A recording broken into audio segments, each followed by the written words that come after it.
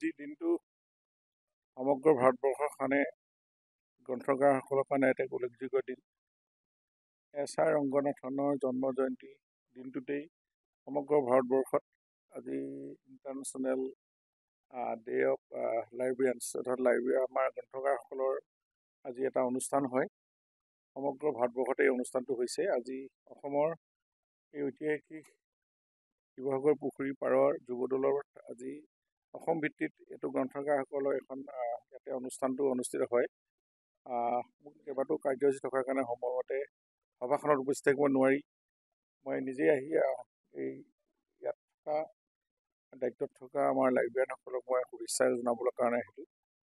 আৰু আমি জানো যে গ্ৰন্থ অধ্যয়ন এতিয়া আজিৰ তাৰিখত আমি এখন সভ্য সমাজ গঢ়িবৰ কাৰণে খুব প্ৰয়োজন আছে, আৰু ইয়াক অধিক জনপ্ৰিয় কৰি তুলিব লাগিব। আমাৰ এটা ডিপাৰ্টমেণ্ট আছে, লাইব্ৰেৰী ডিপাৰ্টমেণ্ট, আৰু এই অসমত যিমানকেইটা 20টা হয়তো ডিষ্ট্ৰিক্ট লাইব্ৰেৰী, 13টাকৈ চাব ডিভিজন আৰু প্ৰায় 69টা আমাৰ গ্ৰাম্য লাইব্ৰেৰী আছে। এইখিনিক আমি সজাই পৰাই আগবঢ়াব লাগিব।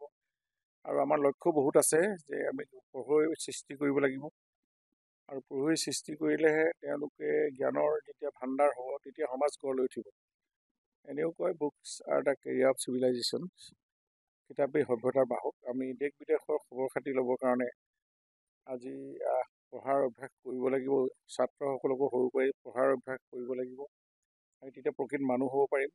গতিকে এই লাইব্ৰেৰী, আমাৰ এই গ্ৰন্থকাৰসকলে অসমখনৰ এক উল্লেখযোগ্য ভূমিকা লৈ আহিছে, আৰু ইয়াক আধুনিক পদ্ধতিৰে নিৰ্মাণ কৰা, আৰু ইয়াক বৈজ্ঞানিক দৃষ্টিভংগী ইয়াৰ কি আছে এইখিনি এই ৰংগনাথন, যদিও তেওঁ এজন বিজ্ঞানৰ ছাত্ৰ আছিল, তেওঁলোকে লাইব্ৰেৰী ডিপাৰ্টমেণ্টটোক বহুত কষ্ট কৰি তেওঁলোকে এইবিলাক সৃষ্টি কৰিলে।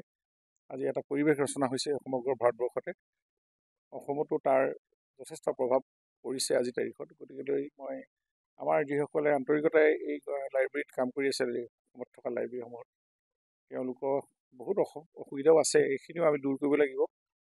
আৰু গ্ৰাম্য লাইব্ৰেৰীখিনিও তেওঁলোকৰ পাৰিদৰ্শিক কথাও বহুত দিন চলি আছে, এইখিনি কথাও আমি চৰকাৰে চিন্তা কৰি আছোঁ।